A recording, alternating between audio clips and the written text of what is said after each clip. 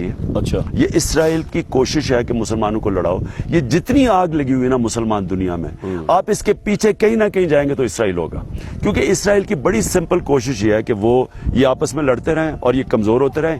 ایران عراق کی لڑائی کروائی, پھر عراق کو تباہ کروایا. اس کے پیچھے ہے وہ. اب ان دونوں کو جب بینگ اسٹیٹس مین دونوں کا جی بتائیے. اب ان دونوں ہمارا اگر مسلمانوں کے دشمنی کی کوشش ہے کہ ان آپس میں لڑائیں اور شیعہ سنی کے بیچ میں, ہماری کوشش ہونی چاہیے ان کو اکٹھا رکھیں. میرا یہ دوسرا اعتراض ہے.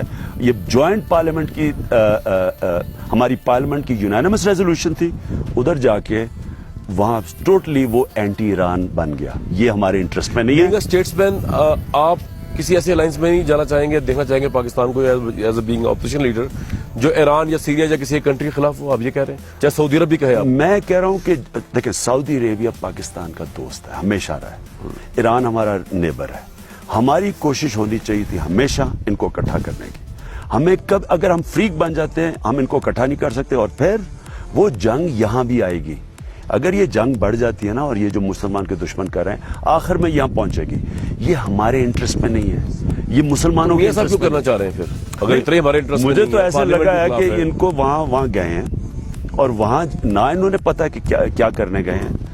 وہاں جا کے پوری پتا چلا کہ اینٹی شیعہ یا اینٹی ایران الائنس بن گئی ہے, اور ہم اس کے اندر ایک فریق نظر آ رہے ہیں, اور نہ ہم نے بولا نہ کچھ کیا. اور پھر مجھے تیسرا اعتراض کیا ہے, ٹرمپ نے وہاں کھڑے ہو کے سارے مسلمان ملکوں کا نام لیا جدھر جو دہشت گردی میں لڑ رہے ہیں. جس ملک پاکستان کا نام نہیں لیا, امریکہ کے, تو سر نواز شریف کا قصور کیا؟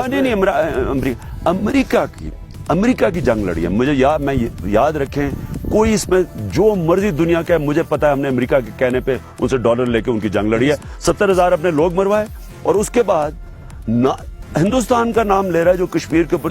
نواز شریف صاحب کا قصور کیا اگر ٹرمپ نام نہیں؟ وہاں جا کے کھڑا, اگر اسٹیٹس مین ہوتا میں ہوتا اس کی جگہ. میں آپ کو یہ بتاؤں, پہلے تو میں نے پہلے سے پتا تحقیقات کرنا تھا کہ میں جا کیوں رہا ہوں وہاں. آدمی کہیں جا رہا ہے, ملک کا ہیڈ جا رہا ہے, پتا تو چلے میں جا کیوں رہا ہوں.